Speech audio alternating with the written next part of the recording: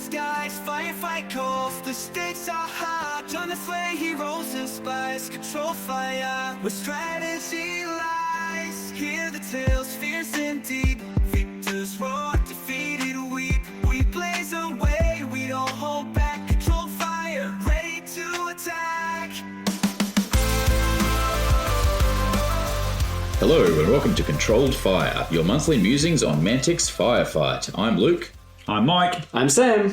And in this episode, we are going to talk about playing fast, or rather, not playing slow. We have a variety of strategies to go over, some for you as players and some for TOs out there.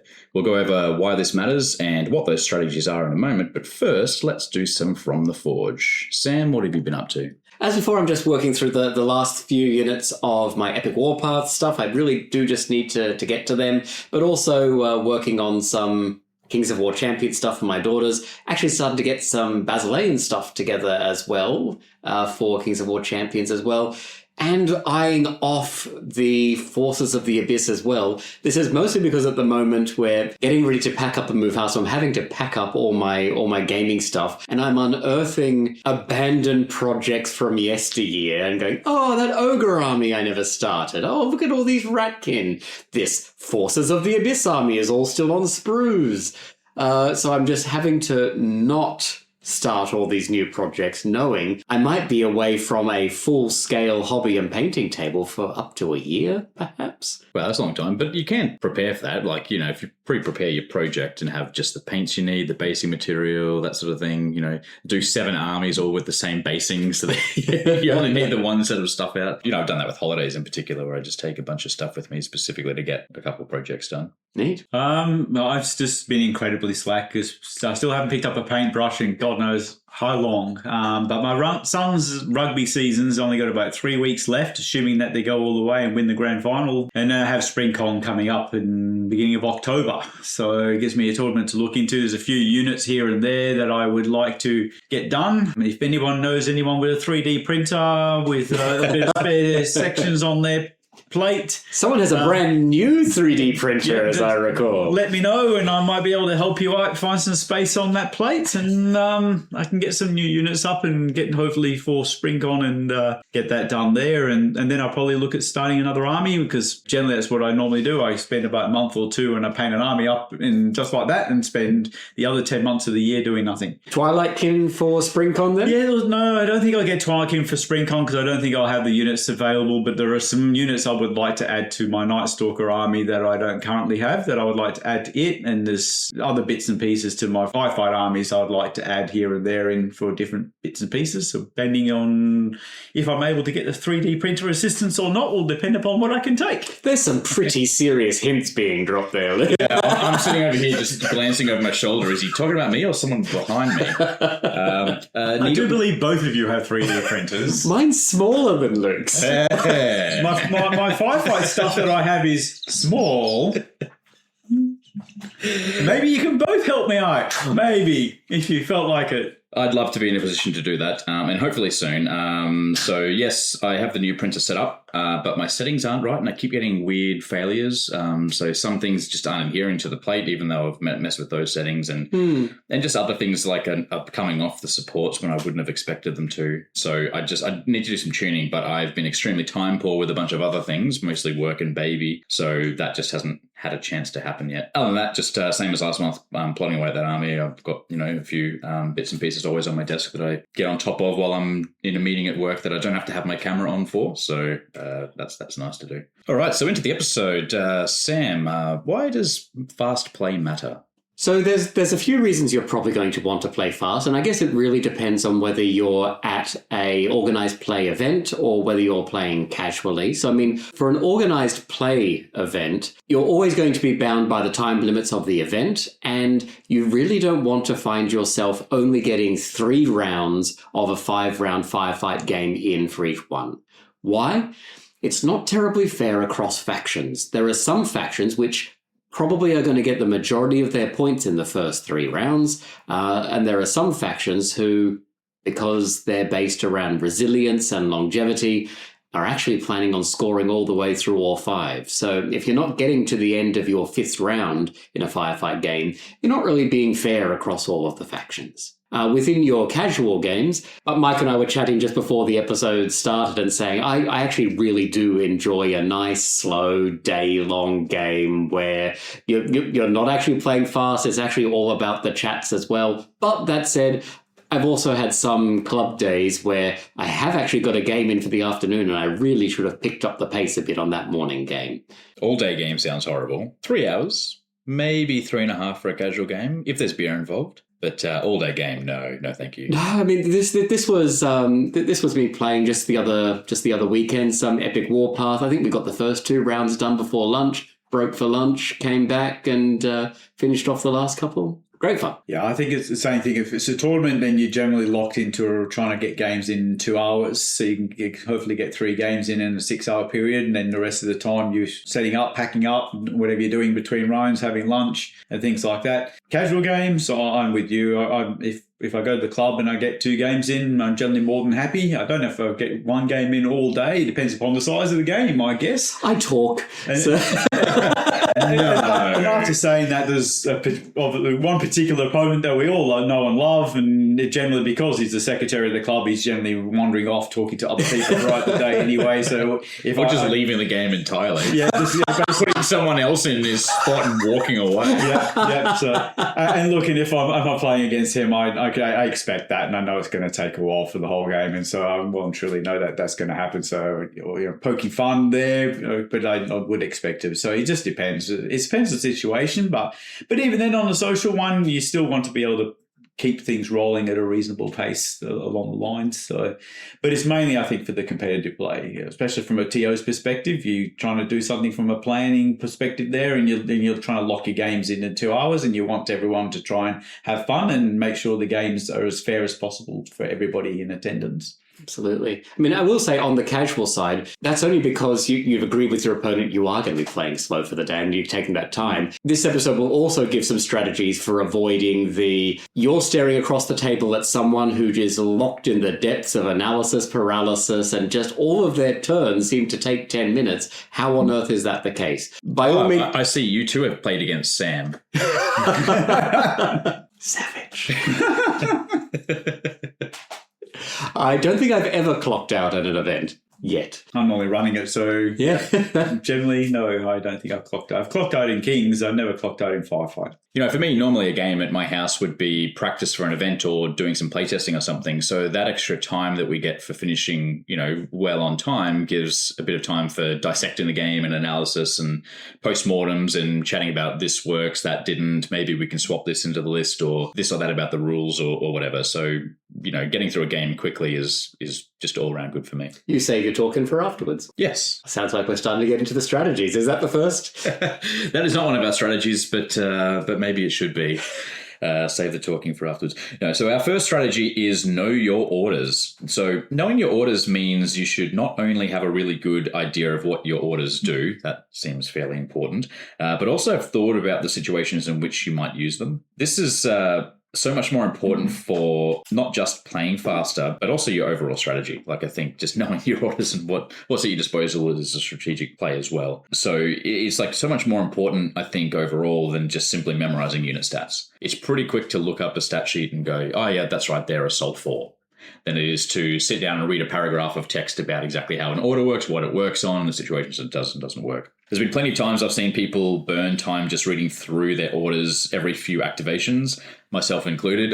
This one came up because I thought to myself, what has slowed me down in the past? And this one, sitting there reading and rereading my orders, is definitely one of them. So if you're going to spend any prep time at all, I think this is where you should spend the majority of your prep time. Making sure that you know all 6 orders that are available to your faction and know your commander's order. I mean, one would imagine you already probably know your commander's orders because often that's the reason you've picked that commander. Yeah, I mean, in my experience, that's true, right? Like you've taken them knowing what the order is, and that's kind of always there in your head, and you're playing around that model on the table. But the faction orders are the ones where all the time can get lost. Absolutely, because it's unless it's an army you've played inside out that you just know that you can just rattle off what all 6 orders are. Often there's 1 or 2 you might only use every other game or something, and unless you're going back to look at it, you might not necessarily know that this might be something for this situation. So, as you say, just making sure you're across it. Right, every faction I play has orders that I can't quite remember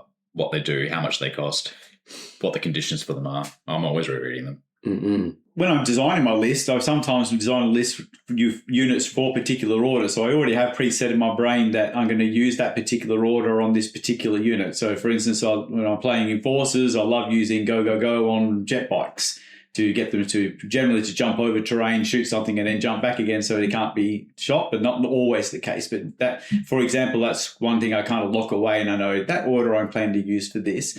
And it would also depend upon the amount of leaders that I have on what kind of orders I'm going to do. So if I only have like 1 or 2 leaders in an enforcer list, I'll probably be going, right, I want Firestorm to be one and go to the other. And then if I have any bonus dice, I might then look at a different order on top of that. So sometimes if you look at your list, and it would help you when you pre-assign it in your brain.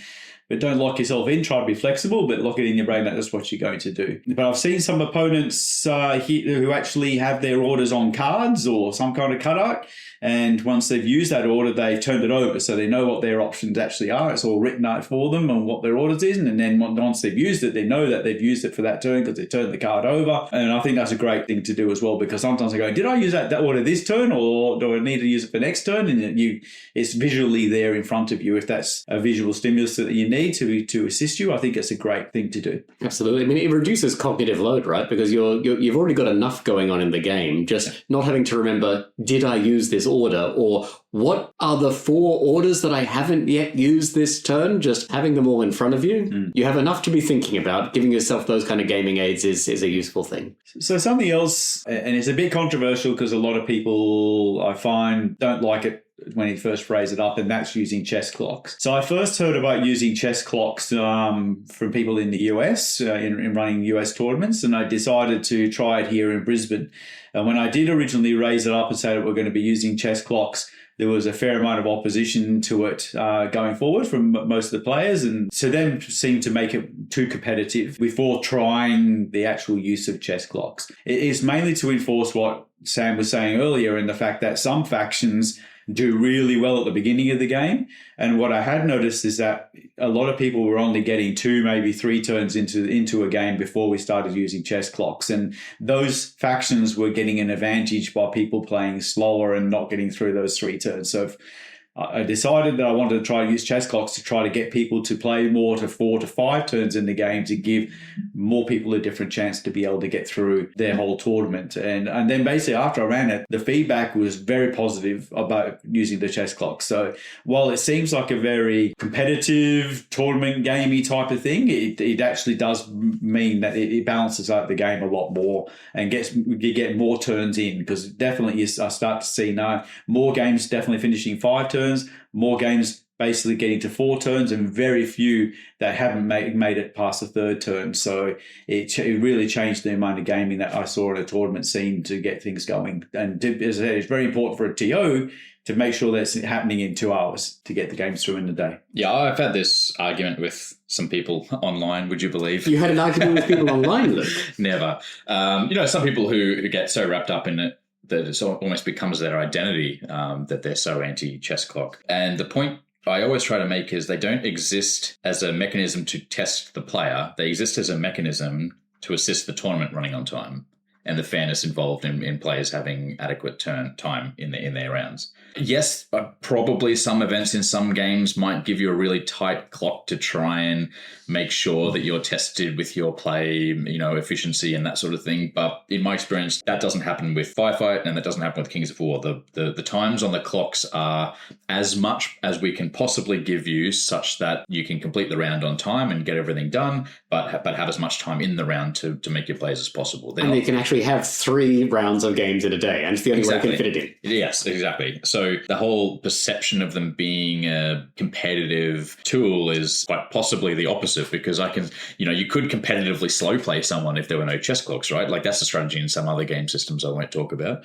So they just exist as a tool to help the tournament run on time, and that is it. Can I say, I don't know if I was one of the naysayers. I have a feeling I might have been when you were first raising it, but mostly just because, I don't know, I kind of think of myself as more of a club gamer. I enjoy playing games socially, and the chess clocks did feel like they would make things too serious, but I am an utter convert to them now. They make me a better player. Because one thing that, as Luke alluded to, I could be occasionally prone to analysis paralysis, and clocks stop you doing that. Because you're just like, I don't have time to think about all the potential permutations of this. I just need to make a decision. This is what my decision is, for better or worse, and go. The games are better for it just because they're running more quickly. I'm sure it's a better experience for my opponent. It's also, it stops you going down rabbit holes of what ifs. I very much enjoy the games I now play when I play with clocks,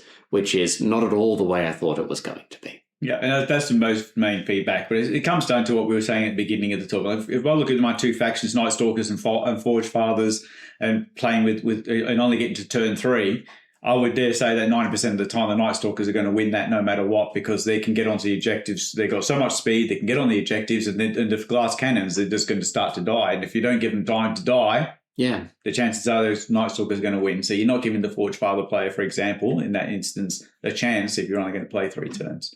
I would also toss Plague into the hit hard, fast, and burn out quickly.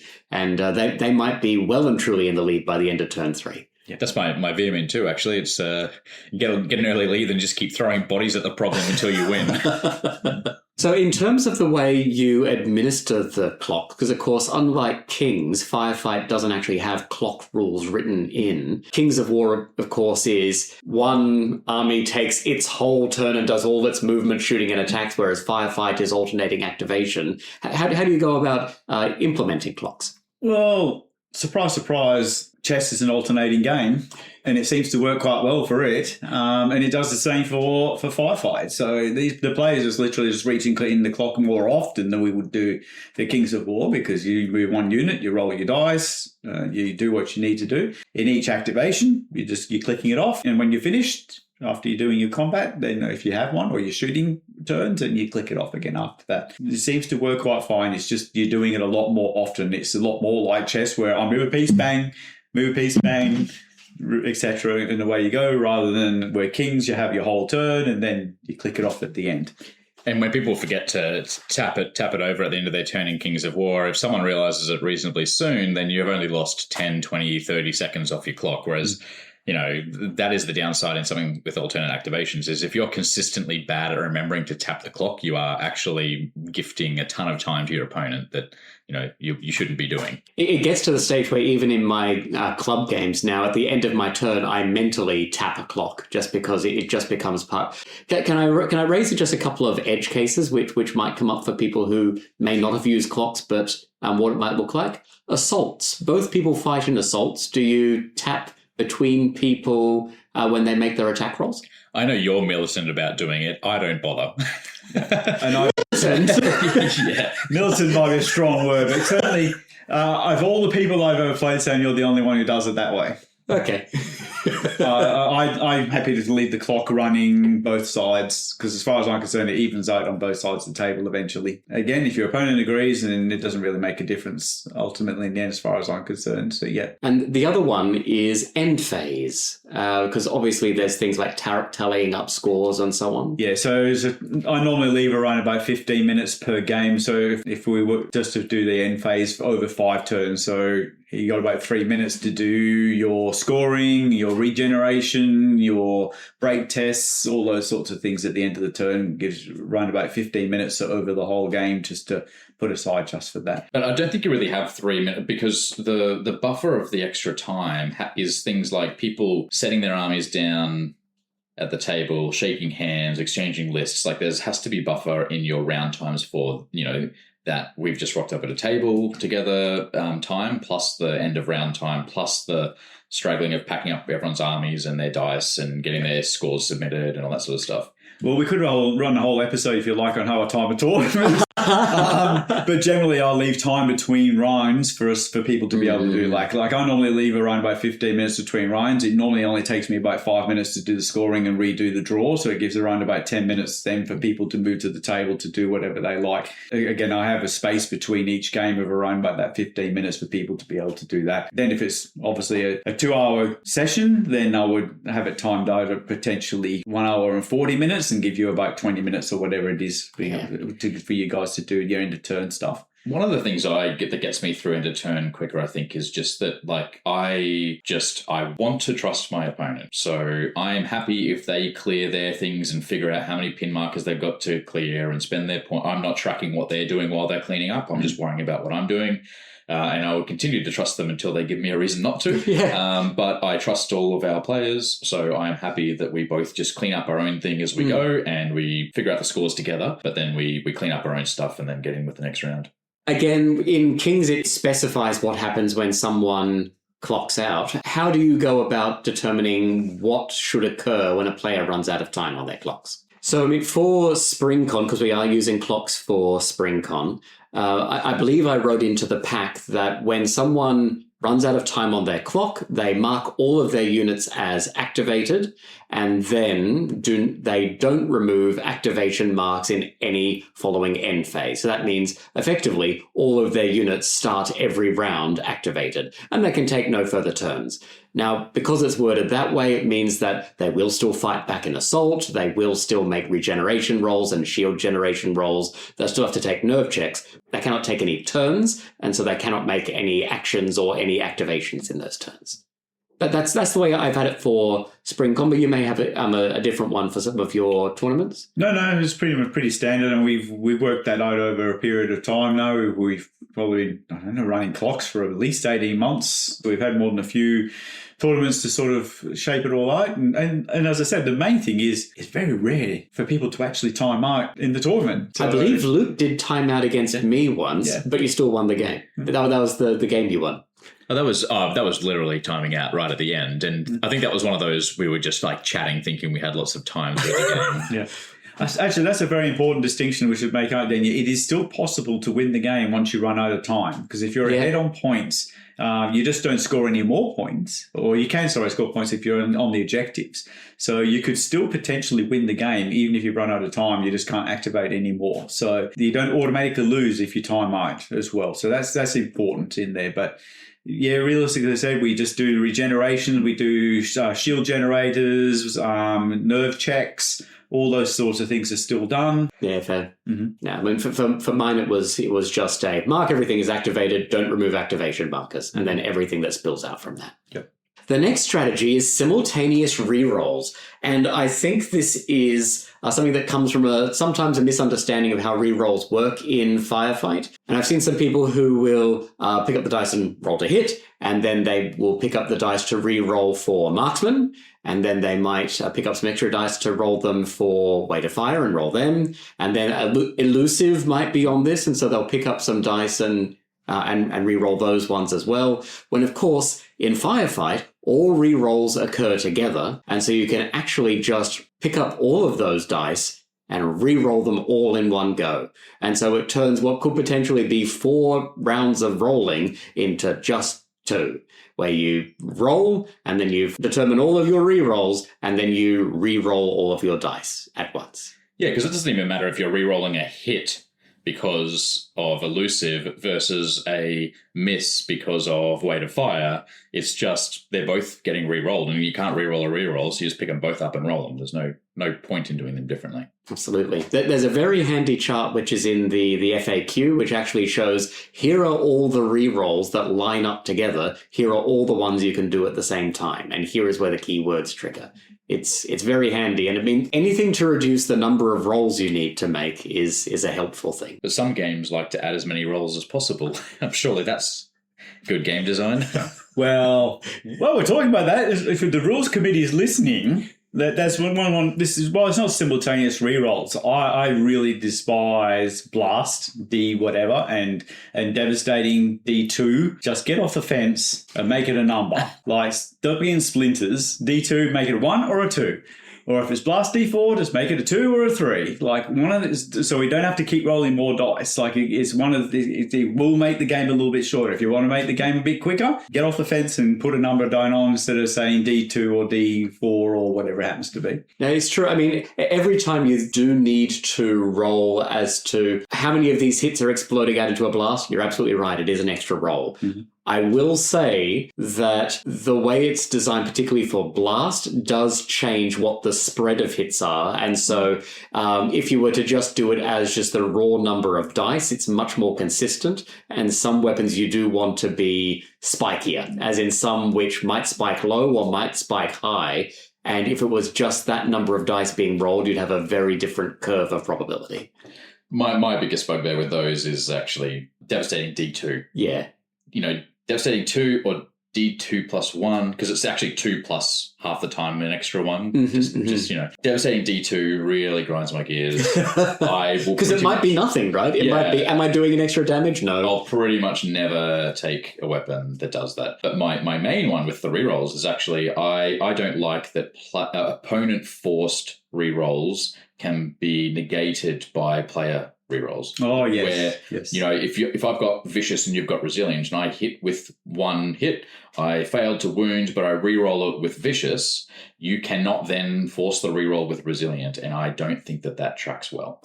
See, I really do like that because I think it feels very elegant and so on. And it also means that some of those reroll keywords are a bit of a hedge against some others. Like vicious is a hedge against heavy armor because all of those ones which you're rerolling with vicious, we know will automatically go through heavy armor because they're rolled at the same time as those heavy armor rerolls. I know you dislike it, but it is one of the things I do like. Is a feel bad for the opponent who should be getting a reroll but doesn't. That's the only reason why I don't necessarily like it. But I hate Blast, and I hate is that because missile launchers have Blast? Well, missile launchers do have Blast, but I couldn't care less if we actually said hit with 3. It's just, to me, it's just more dice rolling. It's if you're trying to make the game quicker and faster, it's an element that doesn't necessarily need to be in there. I will say, I do think there probably is scope for some of those Blast weapons instead just being Blast 2 rather than Blast D2. For example, and ones where it's not necessarily that you want to have it as spiky, more just you want it to be representative of the blast, a small number of shots, but then a large number of hits. I think some of those could be Blast 2 rather than D2 or whatever. I think for some of them, particularly the Blast D4s, those are intended to be very variable in impact. All right, our next strategy is coloured dice pools.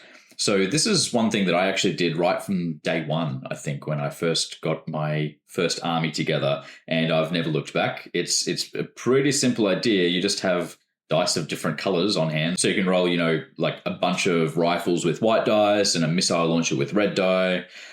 This helps with things like weight of fire, shields, resilient, that sort of stuff, where there's re-rolls of the dice. So you can roll them all at one go, and you or your opponent, depending, can pick out the ones that need to be re-rolled for whatever reason. I'd like to note, though, that I do mean a bunch of dice in a few colors, not a random variety of dice of different colors. Guilty! I have seen that one, and it is frustrating to look at as an opponent, and it must be frustrating to roll. You got to remember, these 3 shades of red mean this, and this slightly off purple means this, but this full purple means this other thing. That's not at all what I mean. I have 20 in my main color and 10 each of black, red, yellow, and blue. So I use the blues for things like score tracking, which leaves 3 extra colors, or 2 if I need more whites, because if I need more whites, I use the black as whites, because that makes sense to my brain. And then I've got 2 extra colors I can use for other things. On a related note, get an organizer for your dice and your tokens, because digging around in an old takeaway container for the right token is another slow thing that you could be doing. Yeah, absolutely. I love having a good token organizer. I remember getting very annoyed in the final round of a tournament where, just as I was setting up my army, I accidentally knocked my token organizer, I think, onto the floor, or just flipped the entire thing into an army tray or something. Was that against me? I seem to remember something like I would have been annoyed for other reasons, but but it's just not the way you wanted. It's just not the way I wanted to start that final round. You're already tired from a full day of gaming, right? And then just go, oh, my beautifully organized tokens.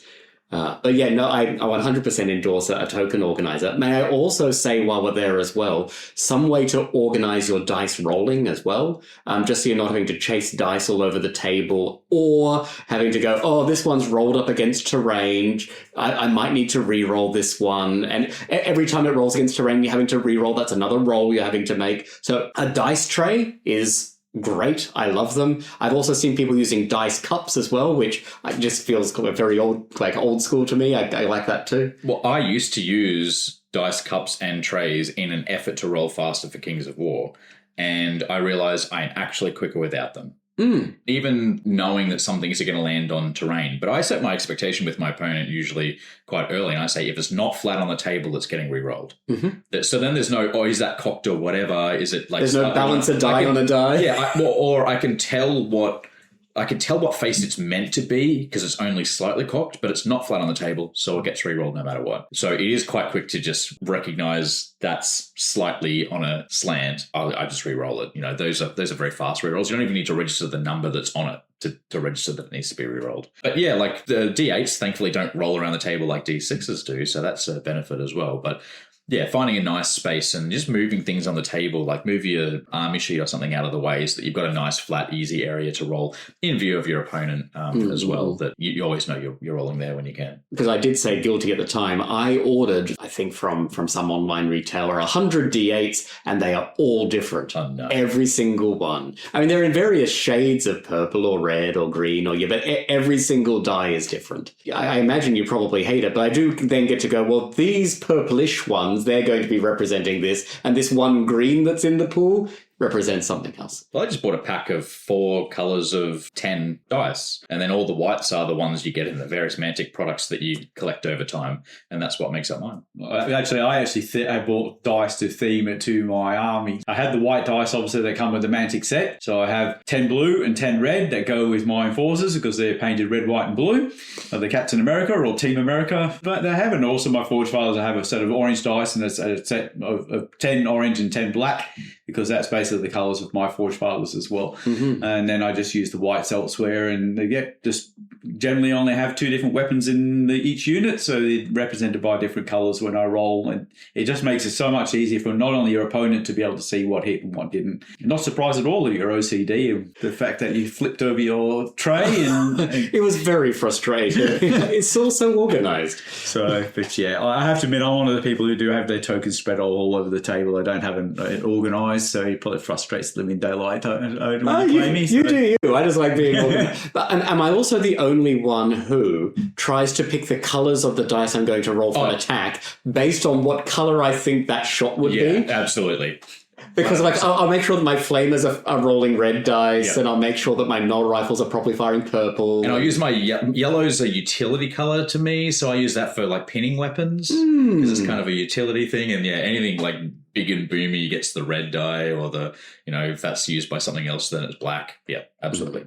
No, but it is true. I mean, instead of having to roll each of those weapons individually, just using the colours, you can roll them all in one go. Every roll you don't need to make twice or 3 times is save time in a game. Yeah, if it was a game system where the order that you rolled things didn't matter because there were no effects that mattered based on what order you did things in, then sure, you just go, here's my 3 attacks for this, here's my 5 attacks for this. But Firefight has things like weight of fire, resilient, shields, that sort of stuff that do matter that everything's simultaneous. So use this one to roll those quickly. The next one, again, comes down to the tournaments. I've mentioned before that I, in my tournaments, generally have around about 15 minutes between the rounds. So if you go through... So this is really about minimising distractions. Try to get everything ready for the next game, or if you obviously run off to the toilet if you have to, if you've got something else you want to see at the event, because there's generally plenty of other things that you want to see at the event, trying to do it in your lunch breaks or just in that 15-minute break and get that done. So, and hopefully back at the table. So in all of my player packs as a TO, I have a schedule about how I'm going to run that day. Try to make sure that you've got everything planned that you want to be able to do in that particular area. Make sure your sheets are out so that you need to be able to have available in front of you. And I guess just on a social area, it's just a case of be mindful of what your opponent's expectations may be, because they might only be here for one session and they need to be back home again by midday for something else that they have. So just try to be mindful about what your opponent wants to do. And if that's the case, then you might need to be at the table a little bit more often and a bit more aware on the social environment to make sure you're finishing on time. Again, try not to go wandering off talking to other people between turns, etc., and things like that. If your opponent needs to be home at a particular time, and if they don't, go for it, do you? I mean, I guess it's also for things like events. There are often people coming around wanting to have a look at the games and so on, and are interested. And of course, it's an awesome opportunity for people to get into the game, to learn more about it and so on. But of course, you've then got the opposing tension of you also want to be playing your game, and you also,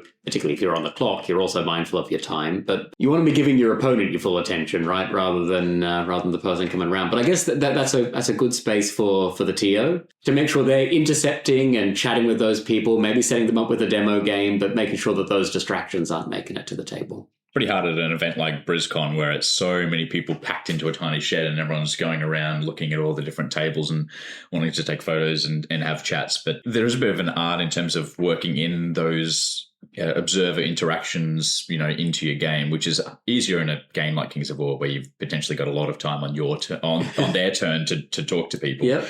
It is a lot harder in Firefight, but you're always on. Yeah, one of the main things, I guess, is if it's a friend or someone that that stops by the table, give them a greet, say, hey, yeah, this is what we're playing. I'll catch up with you later. Absolve that one.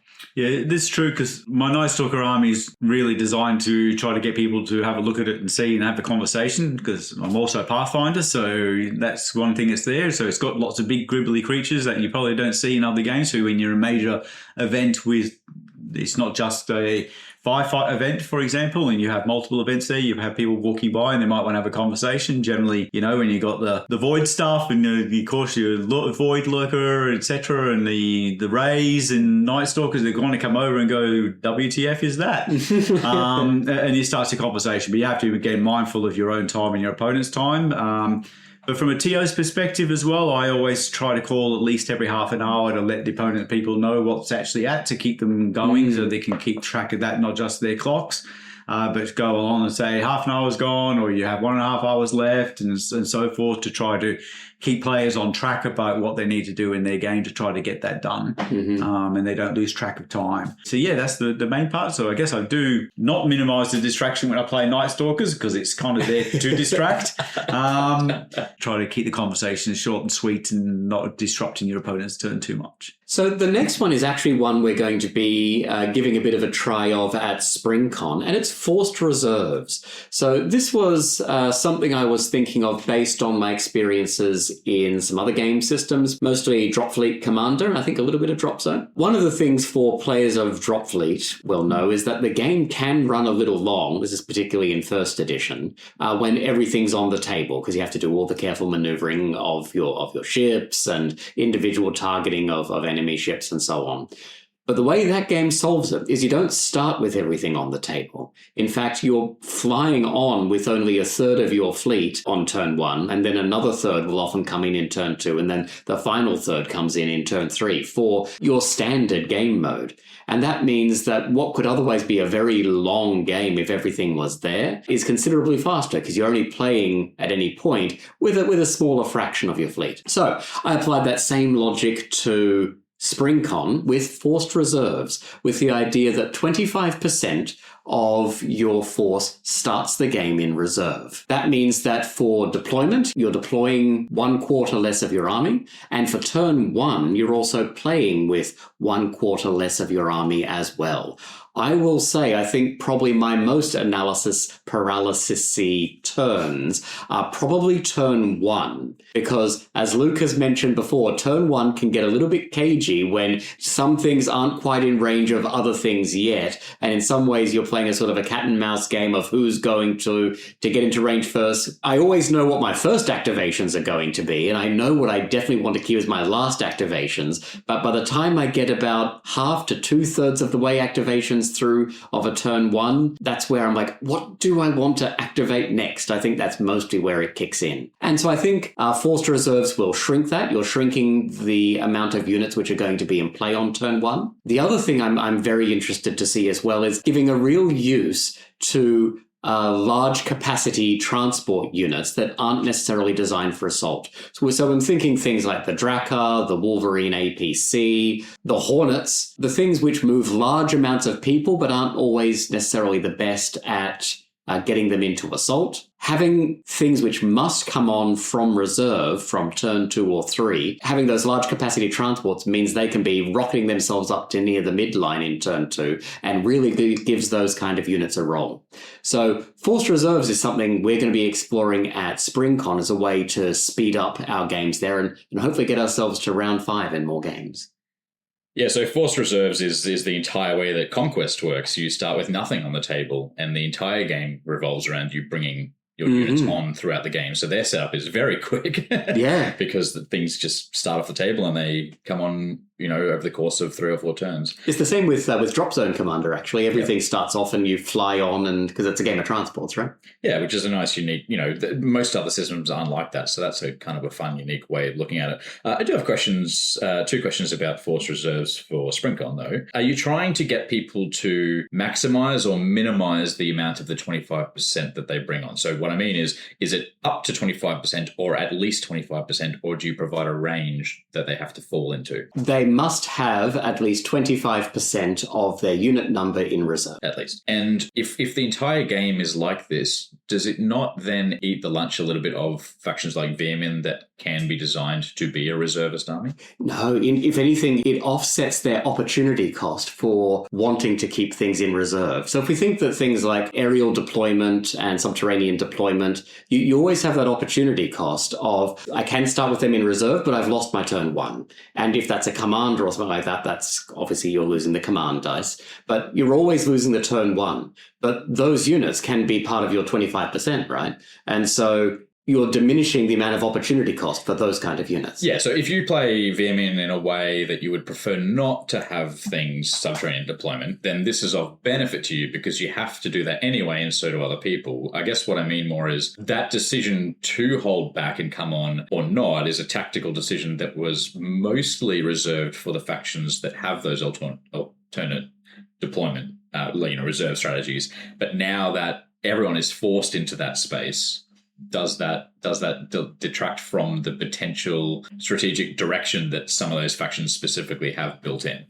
I don't think so, just because everyone's having to come in from their deployment zone edges, right? So it means they're coming in from generally 12 inch up the side or from the back table edge. Whereas, of course, all those factions which want to be playing out of reserve and into subterranean deployment or aerial deployment, they absolutely can, and they are going to be doing exactly what they were doing otherwise. I think it's an important distinction to pre and post command protocols on reserves. You could come halfway up the table and start off where after command protocols, forced reserves only come in, as you just mentioned, 12 inches on the side edges only instead of 24. I will say Epic Warpath has an interesting take on this as well, where if you're entering from reserve in turn 2, it is from any edge which makes up your deployment zone. If you're coming in from turn 3, it's the whole of any edge that contains your deployment zone from turn 3. So if you want to keep yourself longer in reserve, you actually have further up the board you can then be entering from, which I think is an interesting way to play it. It certainly does make you consider whether you want to be holding back to turn 3 just to really flank the enemy army. It certainly brings a different tactical element for people who have like your advanced deployment, aerial deployment, not advanced deployment, subterranean deployment, aerial deployment, things like that in there, because while you might be looking for someone to overextend and go too far forward and you'll be able to drop down behind them, that's possibly not going to happen anymore because there's more units going to be coming on from the back line. So you have to be thinking again on that too. So it does change the element on those units that have those things. Absolutely. And it's one of the other reasons I was doing it as well is to make things a little bit more beginner friendly, because we do know that games can often be lost into a deployment. If someone has deployed badly, then they may have just lost the game right there. Whereas if we're forcing everyone to be keeping some things back in reserve, then they do have a way to get themselves back into the game. So SpringCon is also intended to be a little more friendly to some beginners by letting them ameliorate their mistakes. I feel like it increases the value of flyers, like shooting flyers and flying transports a little bit because they're hard to hide. So having them just off the board to begin with can be valuable. And that's good because those need a bit more love. I think it increases the value of mules disproportionately to the larger transports, because the biggest problem with mules is having them shot off the table on turn 1, because they're quite easy to do in your deployment zone, and the unit gets dropped there and can't do anything. So having them start off on turn 1 and being able to come on and get wherever they need to be on turn 2 could be quite a bit more valuable for some usages of mules. I think so. I think probably the larger capacity transports are going to like it more. I think it'll be very interesting anyway. It's the first tournament that we've done with Force Reserves. It'll be a good experiment to see what happens, and potentially something we can report on after SpringCon. Any change is a good change. And super heavies, I think, are another great one to have in reserve to stop them getting pinned and locked down early on and just come in off a board edge. That would be a good use for those. 2 super heavies, one from each side of the table, just walking on turn 2. Oh, yeah. Yeah, I'm very interested to see how having to keep things back changes up people's list building. And our last strategy for the episode is model movement. So Firefight is already a great game for this, with its leader-centric measurements. But I see some people still taking a really long time moving models one by one, and I don't really understand it. One strategy that some people use, I don't, but some people use, is small movement trays. Mm-hmm. I'd rather not have them so regimented so that I can hide them in weird and wonderful ways. But if it works for you, it works for you. For me, I just pick up fistfuls of models and then plonk them down, and then maybe do a little bit of a rearrangement to have them in a more favorable position. I do think that varnish is important on your models if this is going to be your strategy. So be warned, unless of course you're an animal like Neil that keeps his models piled into shoe boxes. But for the rest of us, be gentle with it. But I just pick up fistfuls of models and put them down where they fit. Yeah, I think it again depends upon what army I'm playing. But if I'm playing like my Night Stalkers, which has got 2 units of 20 Scarecrows, 2 units of 15 Spectres, then I'm moving the leader model, and then I'm grabbing fistfuls of those models and dumping them on the table behind the leader model. And I think it's important to remember that everything's based upon that leader model, so it really doesn't matter too much about how you position the rest of the unit. Yes, you can have your one leader model sitting outside the terrain and everybody else hiding behind it, but other than that, it's easy enough to grab a whole clump of them, get fistfuls of Scarecrows and dump them up the table. I'm probably a little bit more individually minded when I'm playing my Forge Fathers, because they're normally, much to Sam's horror, in units of 5.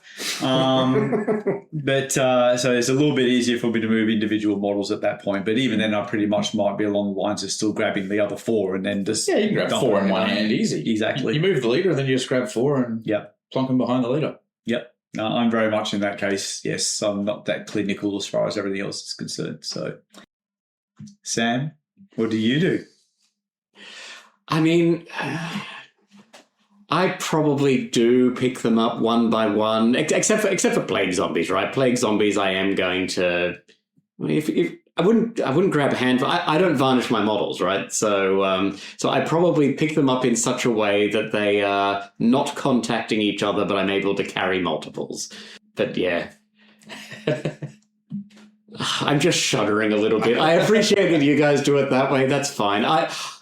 I'm certainly not agonizing over model placement. Once the leader is placed, everything just gets whipped in behind it very, very quickly.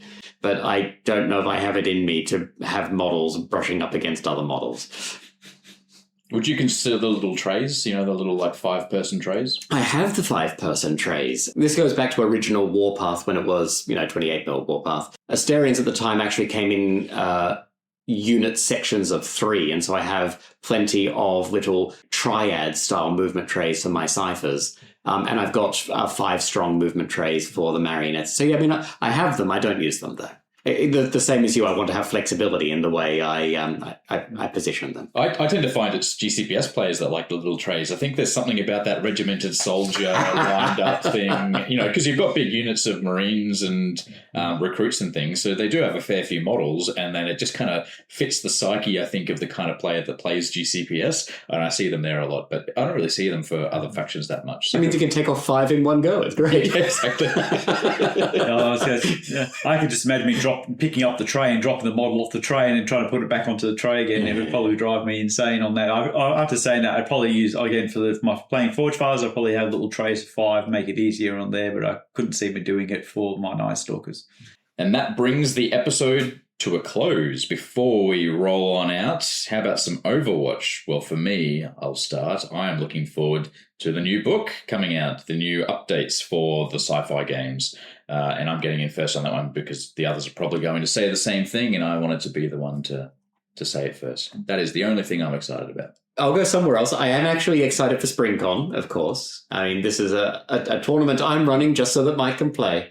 But the other thing I will call out as well... I'm not playing that. That's why I'm not excited. The thing I was actually going to call out, it's not Firefight related, it's Siege of Samarik, the Kings of War siege campaign. You know I love a good global campaign, and I also quite like some siege games, so I'm excited to... I know it's not Firefight, but there's a King's campaign I'm interested in right now. Have they improved the siege rules? Because the last version was pretty average. I haven't looked at the siege rules yet, but I'm fun.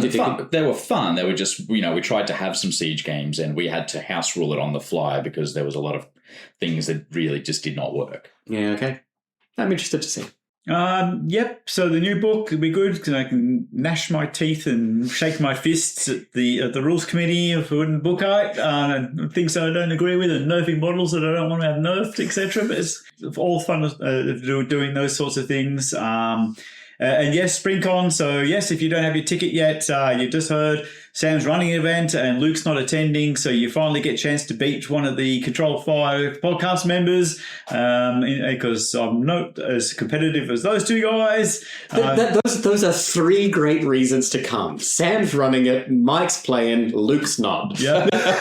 So there you go. You can beat Living Daylights out of the Control 5 team at SpringCon, rather than these two boys normally winning everything between them. So there's your opportunity. So yes, I do actually finally get to play a tournament, and so I can embarrass myself in public. And that brings us to a close. Don't forget that if you enjoy our content, please like and leave a review on your platform of choice. It does help us to reach a broader audience. And until next time, dust off those chess clocks. Don't be embarrassed to finish quickly and unleash controlled fire. Hear the tales, fierce and deep. Victors roar, defeated, we blaze away.